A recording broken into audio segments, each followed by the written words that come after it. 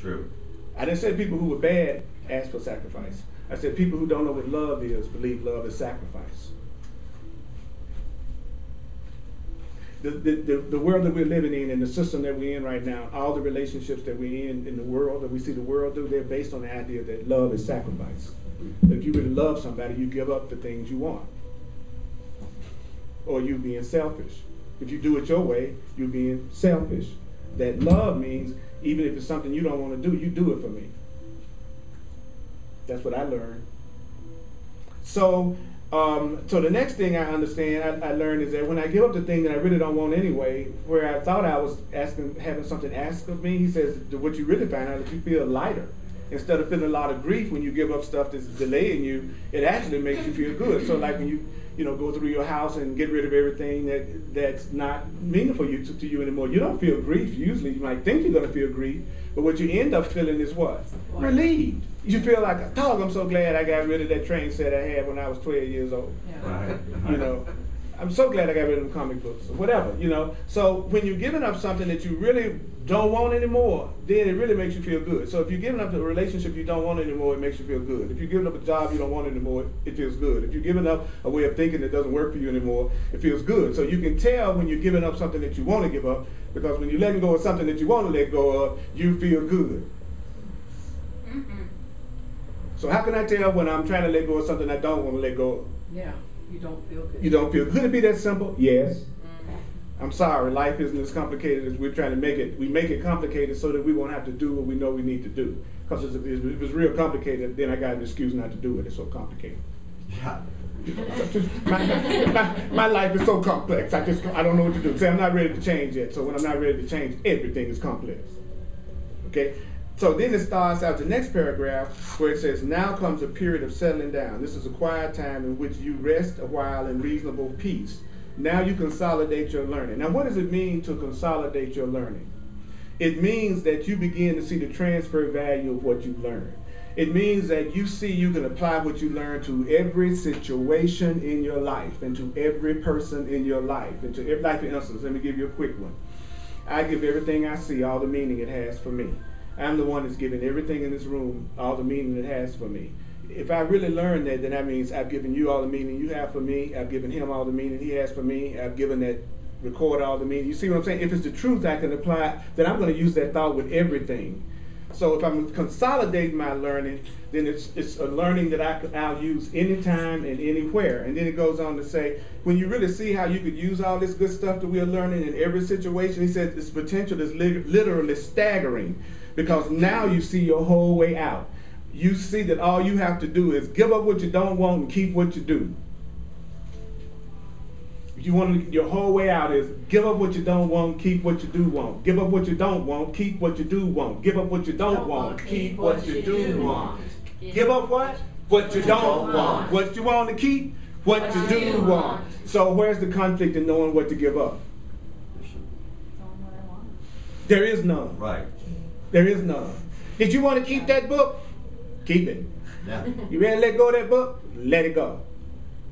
You want to keep it? But the course book, first and foremost, is talking about perceptions. It's talking about thinking. It's talking about thoughts. So what it's really saying to me is, I give up the kind of thinking that I don't want, and I keep the kind of thinking that I do want.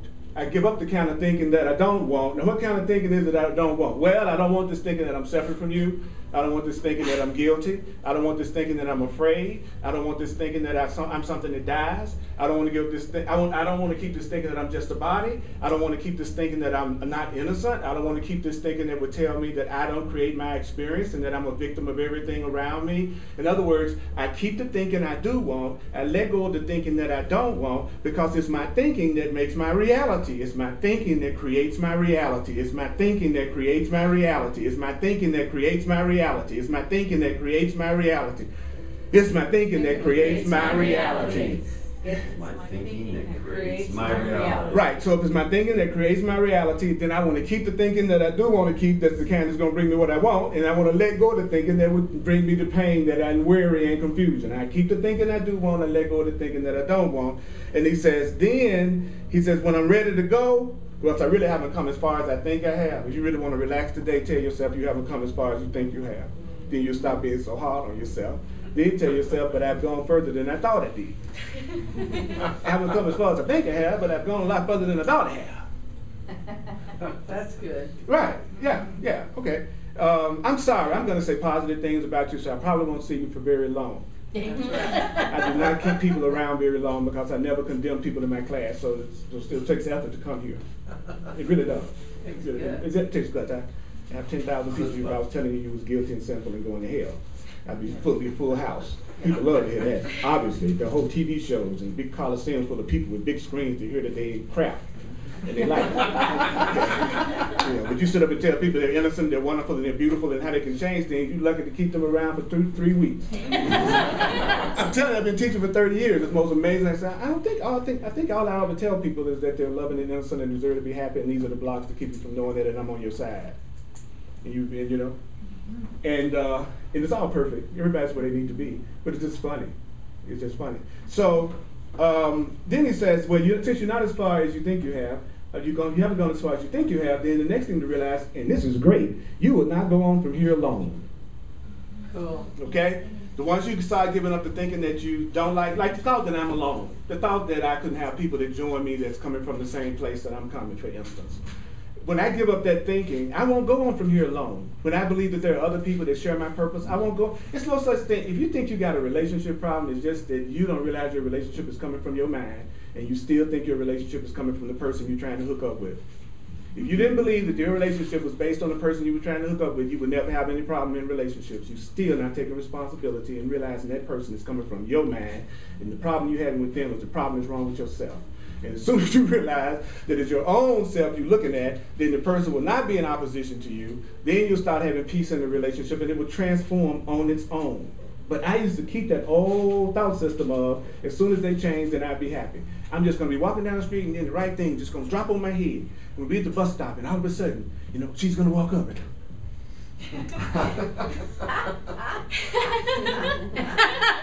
God, it's like, give me a break.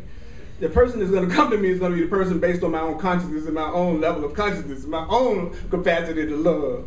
I'm not staying 3 weeks. You know, that's right. I know, you're just going to leave right now. I'm leaving now. That's right, it's okay. I love you if you leave and love you if you stay. Sometimes I think people love me most when they leave me. That's if they can't love me. Thank you. Now.